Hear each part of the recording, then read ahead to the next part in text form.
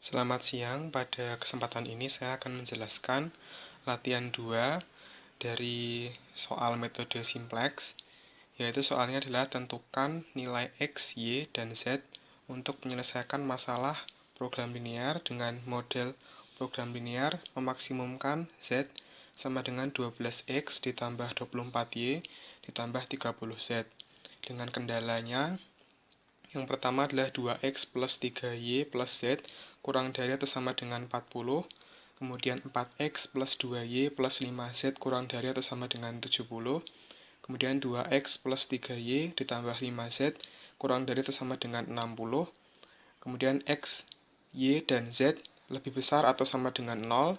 Dan x, y, dan z merupakan anggota himpunan bilangan real.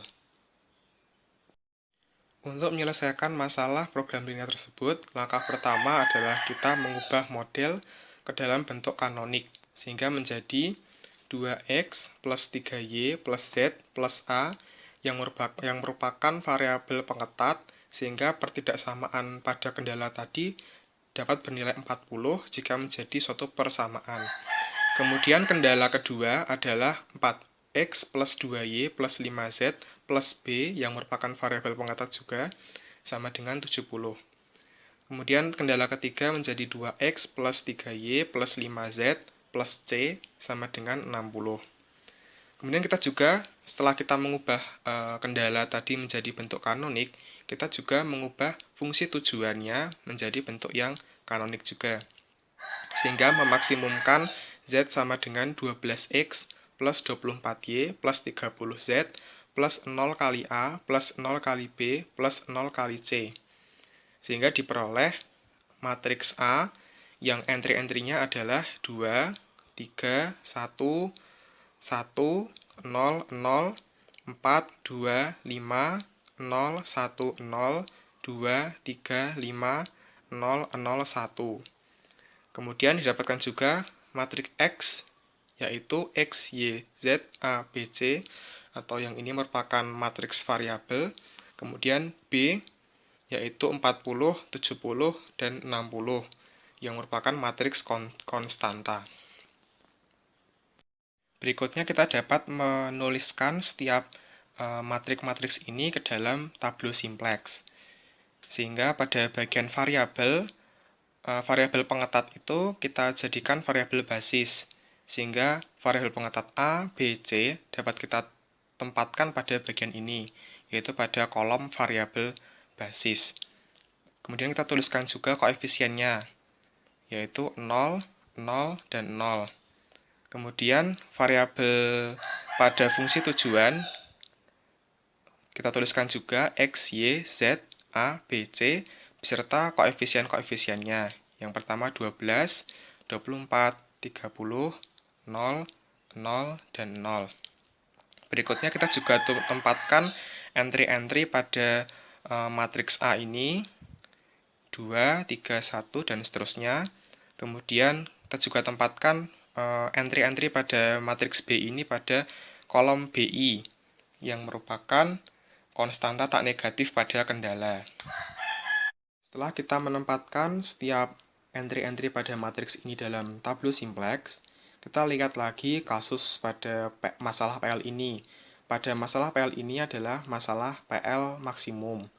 Nah, pada kasus PL maksimum, untuk mencari kolom kunci, kita harus mencari kolom yang memuat nilai CJ min ZJ yang paling besar. Nah, pada tableau simplex ini, kita melihat bahwa kolom ini itu memuat nilai CJ min ZJ yang paling besar, yaitu 30. Lalu kita arsir kolom tersebut dengan stabilo warna oranye. Selanjutnya, kita menemukan AIK, yaitu entry-entry pada kolom kunci. Berikutnya kita akan membagi BI dengan AIK masing-masing, yaitu 40 dibagi 1 sama dengan 40, 70 dibagi 5 sama dengan 14, 60 dibagi 5 sama dengan 12, sehingga kolom BI per AIK itu bisa terisi, yaitu 40, 14, dan 12. Nah, berikutnya kita mencari baris kunci. Baris kunci itu pada masalah PL maksimum adalah baris yang memuat nilai BI per AIK yang paling kecil. Nah, pada tablo simplex ini, baris yang memuat nilai BI per AIK yang paling kecil adalah baris ini, yaitu 12. Ini. Sehingga kita arsir baris tersebut dengan stabilo berwarna kuning. Setelah kita amati, kita menemukan perpotongan dari kolom kunci dan baris kunci, yaitu entry 5 ini. Nah, tahap berikutnya kita akan mengupayakan entry 5 ini menjadi satu utama atau menjadi bernilai 1. Nah, berikutnya kita menggunakan langkah-langkah dalam operasi baris elementer. Kita tempatkan lagi entry-entry pada tablo simplex ini, bagian ini kita tempatkan pada matriks, kita tempatkan 2, 3, 1, dan seterusnya. Kemudian kita lakukan operasi dasar pada operasi baris elementer. Di sini operasi yang saya lakukan adalah perkalian, dan B3 saya kalikan dengan 1/5, sehingga menjadi 2/5, 3/5, pada baris 3, 1, 0, 0, 1/5, dan 12. Setelah saya kalikan 1/5. Berikutnya, pada proses berikutnya saya gunakan langsung dua operasi. Yang pertama adalah B1 saya tambahkan dengan negatif B3, dan B2 saya tambahkan dengan negatif 5 kalinya B3. Sehingga menjadi baris pertama yang baru menjadi 1/3/5, 2/2/5, 0, 1, 0, min 1/5, 28, 2, min 1, 0, 0, 1, min 1, 10, 2/5, 3/5, 1, 0, 0, 1/5, 12. Setelah kita lakukan proses operasi baris elementer. Berikutnya kita tempatkan setiap entry-entry pada matriks hasil operasi baris elementer tadi ke dalam tablo simplex 2. Caranya juga hampir sama dengan tablo simplex pertama tadi. Kemudian kita tempatkan semua pada tablo simplex ini. Yang menjadi perhatian adalah variabel basis sebelumnya pada tablo simplex 1 yang mana tadi di sini C dan 0 itu berubah karena kita sudah memilih kolom kunci pada tablo simplex pertama, sehingga kita ubah variabel basisnya menjadi Z. Kemudian kita juga sesuaikan koefisien basis dari Z itu adalah 30. Kemudian kita tempatkan yang lain hampir sama dengan tablo simplex pertama. Berikutnya pada masalah PL maksimum ini adalah yaitu di mana tablo akan optimum jika nilai CJ min ZJ itu kurang dari 1 sama dengan 0 untuk semua J. Nah, akan tapi pada tablo 2 ini masih ditemukan nilai CJ min ZJ yang bernilai lebih dari 0, yaitu 6. Sehingga ini tablo 2 ini masih belum optimum. Berikutnya kita terapkan langkah pencarian kolom kunci dan baris kunci yang sama pada tablo 1. Pada tablo 2 ini kita lihat nilai CJ min ZJ yang paling besar. Ya, ini kolom ini memuat nilai CJ min ZJ yang paling besar, yaitu 6. Kemudian kita arsir menggunakan stabilo warna oranye. Dan ini merupakan kolom kunci. Nah, setiap entry-entry pada kolom kunci ini menjadi AIK. Berikutnya kita bagi BI dengan AIK, yaitu entry-entry pada kolom kunci. 28 dibagi dengan 12/5, hasilnya adalah 140 dibagi 12. Kemudian 10 dibagi dengan min 1, hasilnya min 10. 12 dibagi 3/5, hasilnya adalah 20. Nah, berikutnya kita cari baris kunci. Baris kuncinya yaitu adalah baris yang memuat nilai BI per AIK yang paling kecil. Nah, ingat pada bagian ini nilai BI per AIK yang bernilai negatif itu tidak diperhatikan. Sehingga pada bagian ini walaupun dia merupakan yang paling kecil, tapi karena dia bernilai negatif, sehingga tidak kita pilih. Yang kita pilih adalah bagian ini, 140 baris ini, 140/12. Yang kita arsir menggunakan stabilo warna kuning. Jangan lupa pada pengerjaan OBE tadi kita juga tuliskan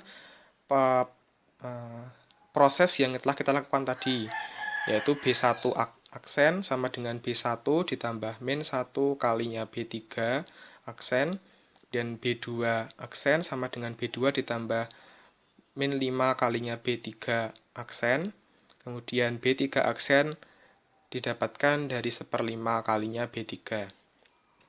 Setelah itu kita juga mencari nilai Z pada bagian ini, yaitu Z yang merupakan jumlahan dari perkalian koefisien basis dengan BI. Nah, pada tablo simplex ini 0 dikali 28 hasilnya 0, 0 kali 10 sama dengan 0, ditambah 30 dikali 12 yaitu 360, sehingga totalnya tadi adalah 360, dituliskan pada bagian ini.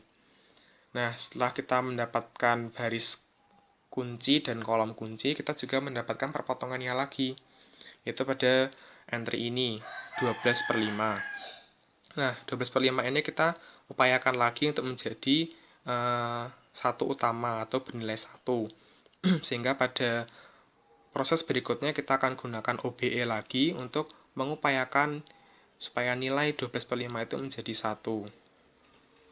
Dengan menggunakan proses OBE, kita tempatkan lagi entry-entry pada tablo simplex 2 ini ke dalam matriks. 8/5, 12/5, 0, 1, 0, min 1/5, 28, dan seterusnya sampai 12. Kemudian kita lakukan proses OBE. Proses yang pertama yaitu saya kalikan B1 dengan 5/12, sehingga hasilnya menjadi 8/12, 1, 0, 5/12, 0, min 1/12, 140/12. Dan baris 2 dan baris 3 masih sama. Kemudian proses kedua yaitu saya tambahkan B2 dengan B1. Saya tambahkan B2 ini dengan B1. Hasilnya adalah 32/12, 0, 0, 5/12, 1, min 13/12, 260/12. Berikutnya saya juga pada proses yang sama saya juga operasikan B3 ditambah dengan B3 ditambah min 3/5 kalinya B1. Sehingga pada B3 menjadi 0, 0, 1, min 1/4, 0, 1/4, dan 5. Nah, pada entry-entry pada matriks ini dituliskan kembali pada tablo simplex ketiga dengan cara yang sama dengan tahap-tahap sebelumnya. Kemudian kita juga mengubah variabel basis yang tadi pada bagian sini itu A dengan koefisien 0 itu menjadi Y dan koefisiennya adalah 24. Kita tempatkan pada bagian variabel basis ini, sehingga menjadi Y dengan koefisien 24.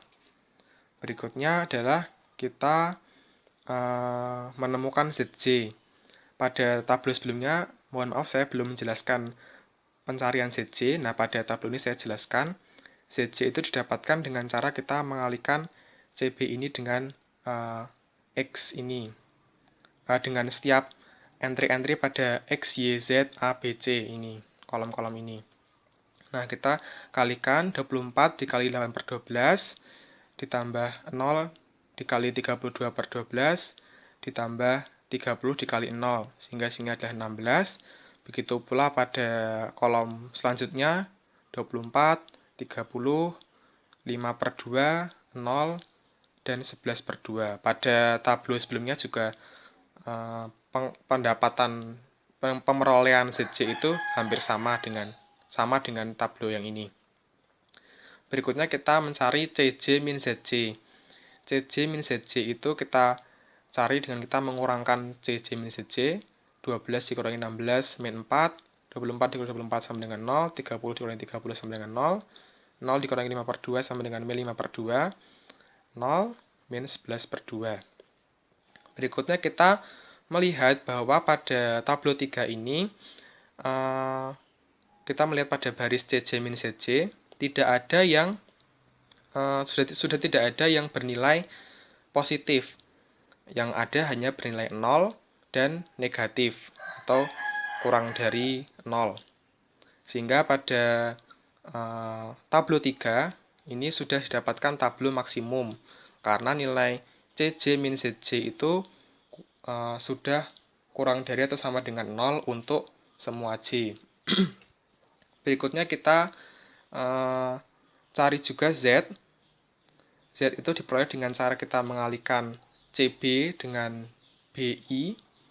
24 dikali 140 per 12, 0 dikali 260 per 12, ditambah 30 dikali 5.